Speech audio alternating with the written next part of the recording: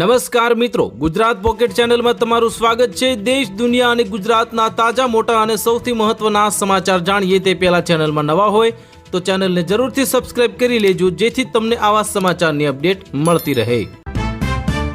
Loan આપવાના બહાને US નાગરિકો સાથે છેતરપિંડી। અમદાવાદમાં આંતરરાષ્ટ્રીય સાયબર ફ્રોડ કેસમાં 3 લોકોની ધરપકડ કરવામાં આવી। અમરેલીમાં સ્ટીલના વેપારીઓને લૂંટતી ગેંગ ઝડપાઈ। પોલીસે લાખોના મુદ્દામાલ સાથે 3ને ઝડપ્યા। યુક્રેન પર રશિયાનો વિનાશક હુમલો। 450 ડ્રોન, 70 મિસાઇલો ઝીંકતા 1100 બિલ્ડિંગોને અસર। 5 રાજ્યોમાં અંધારપટ છવાયો। અમે પણ પોલીસને પિસ્તોલ આપી છે, જો ગોળી ના મારે તો શું ખાય, એન્કાઉન્ટર પર બોલ્યા સીએમ યોગી આદિત્યનાથ।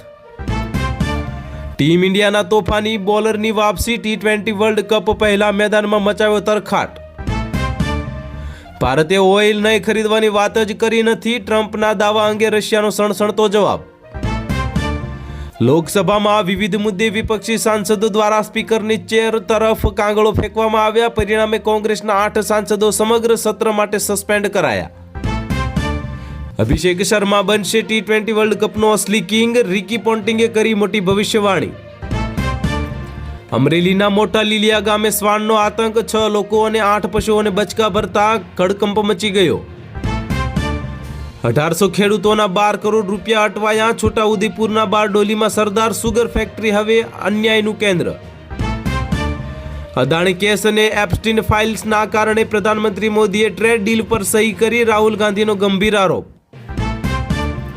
ઉધમપુરમાં સેના અને આતંકવાદીઓ વચ્ચે અથડામણ થઈ। જૈશ એ મોહમ્મદના 2 આતંકી ઘેરાયા। એરપોર્ટ રોડ પર લક્ઝરી કારે 3 કાર અને 2 મોપેડને ફંગોળ્યા। 3 લોકો ગંભીર ઇજાગ્રસ્ત થયા। અસારવા કેન્સરની બીમારીથી કંટાળી આધેડે હવે આત્મવિલોપનનો પ્રયાસ કર્યો। લોકોએ બચાવ્યો જીવ। ગુજરાતના કેટલાક જિલ્લાઓમાં કમોસમી વરસાદની આગાહી કરવામાં આવી। ખેડૂતોમાં ચિંતાનો માહોલ જોવા મળ્યો। રાજકોટમાં મધ્યરાત્રિએ જિલ્લા પંચાયત ચોકની ખાનગી બેંકમાં ભીષણ આગ લાગતા ફાયર બ્રિગેડે કાબુ મેળવ્યો। મહેસાણાના ગામડાઓમાં નવા પ્લાસ્ટિક વેસ્ટ મેનેજમેન્ટ યુનિટ સ્થાપવાની જાહેરાત કરવામાં આવી। સુરતમાં એક્સપાયરી ડેટ વાળી દવાઓ જાહેરમાં ફેંકી દેવાતા તંત્ર દ્વારા તપાસના આદેશ આપવામાં આવ્યા। ઉત્તર ગુજરાતમાં ડીસા ખાતે નવું સિવિલ એરપોર્ટ બનશે। 4500 એકરમાં ફેલાશે વિસ્તાર। અમદાવાદમાં દુર્ગા સ્કૂલમાં વિદ્યાર્થીનીની પાણી બોટલમાં હવે અજાણી ગોળી નાખતા ખળભળાટ મચી ગયો। ગાંધીનગરની ગિફ્ટ સિટીમાં વધુ 3 આંતરરાષ્ટ્રીય ટેક કંપનીઓ પોતાના યુનિટ શરૂ કરશે। ભારત અમેરિકા ટ્રેડ ડીલ વધુ। વડાપ્રધાન મોદીનું સંસદમાં ભવ્ય સન્માન। ટેરિફ ઘટાડાથી ભારતને મોટો ફાયદો થશે। 8મો પગાર પંચ। કેન્દ્રીય કર્મચારીઓ માટે 1.60 ફિટમેન્ટ ફેક્ટરીની વિચારણા। હવે તો ડીએમાં મોટો વધારો થવાની શક્યતા। પ્રવાસનને વેગ આપવા માટે હવે માત્ર ₹50ની સામાન્ય ટિકિટ પર હવે દેશના સામાન્ય નાગરિકો પણ રાષ્ટ્રપતિ ભવનના મ્યુઝિયમની મુલાકાત લઈ શકશે। ગુજરાતના વાતાવરણમાં અચાનક પલટો આવતા આગામી 48 કલાકમાં કેટલાક જિલ્લાઓમાં કમોસમી વરસાદની આગાહી કરવામાં આવી, જેનાથી ખેડૂતો ચિંતામાં મુકાયા। રાજકોટના વ્યસ્ત જિલ્લા પંચાયત ચોક પાસે આવેલી એક ખાનગી બેંકમાં મધ્યરાત્રિએ ભીષણ આગ ફાટી નીકળી। ફાયર બ્રિગેડે ભારે જહેમત બાદ કાબુ મેળવ્યો। મહેસાણા જિલ્લાના ગ્રામીણ વિસ્તારોમાં પ્રદૂષણ ઘટાડવા માટે સરકાર દ્વારા નવા પ્લાસ્ટિક વેસ્ટ મેનેજમેન્ટ યુનિટ સ્થાપવાની જાહેરાત કરવામાં આવી। સુરતમાં એક્સપાયરી ડેટ વાળી દવાઓ જાહેરમાં ફેંકી દેતા લોકોના આરોગ્ય સામે ખતરો ઊભો થયો। મ્યુનિસિપલ કોર્પોરેશન દ્વારા તપાસના આદેશ અપાયા।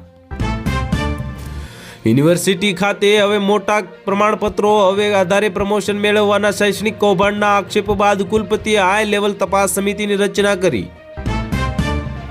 ઇન્કમ ટેક્સ વિભાગે સુરતના વધુ એક મોટા ગજાના ફાઇનાન્સરને ત્યાં દરોડા પાડી બેમાની વ્યવહારો અને કરોડોના કાળા નાણાં શોધી કાઢ્યા।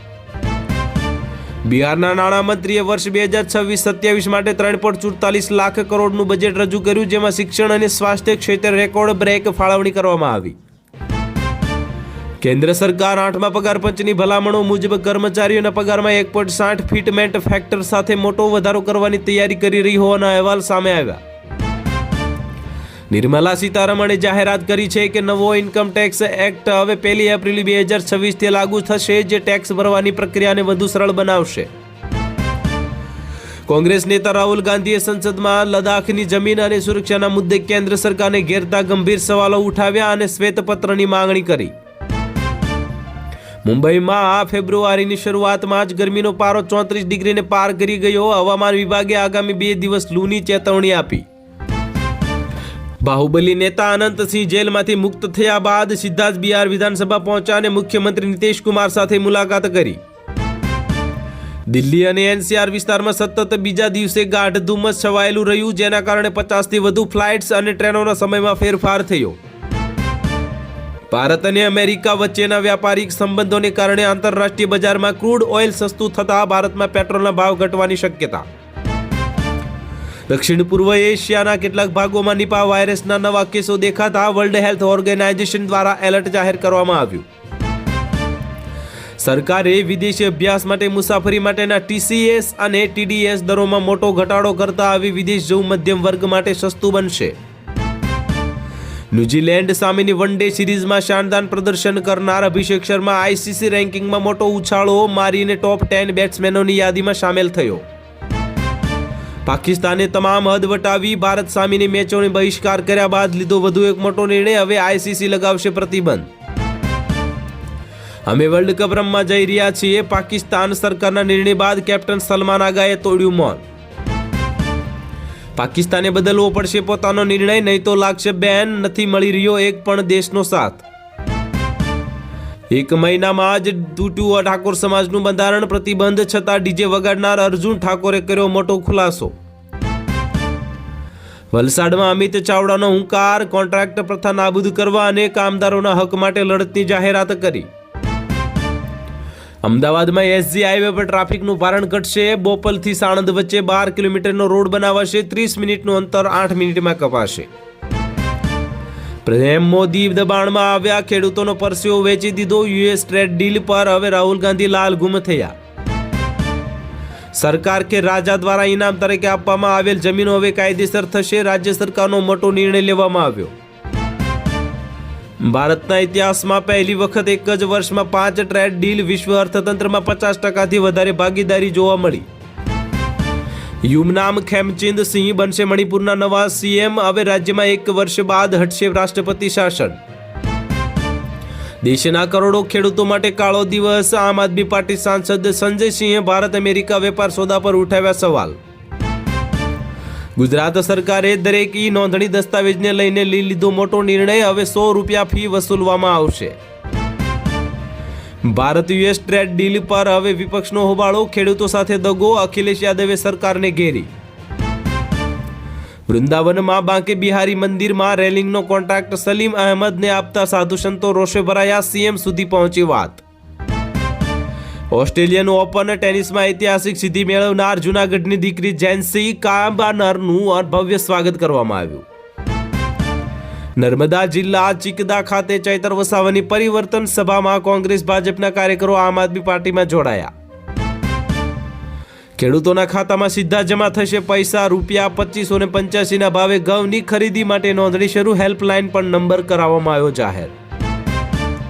દસ્તાવેજ નોંધણી કરાવી મોંઘી થઈ. હવે ચૂકવણી પડશે 100 રૂપિયા પ્રોસેસ ફી. હવે મહેસૂલ વિભાગનો પરિપત્ર જાહેર કરવામાં આવ્યો. અમદાવાદના હોટલના રૂમમાંથી ચાલતું હતું કોલ સેન્ટર. અમેરિકન નાગરિકોને છેતરતી હતી ટોળકી અને ઝડપાઈ ગઈ.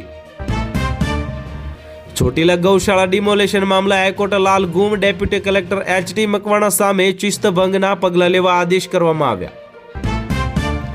ગુજરાતના ખેડૂતો માટે માઠા સમાચાર સામે આવ્યા. હવામાન વિભાગે કરી કમોસમી વરસાદની આગાહી. તો હાલ માટે આટલું જ. મળીશું નવી અપડેટ સાથે. જો વિડીયો પસંદ આવતા હોય તો વિડીયોને કરી દેજો લાઈક અને ચેનલમાં નવા હોય તો ચેનલને કરી દેજો સબસ્ક્રાઈબ.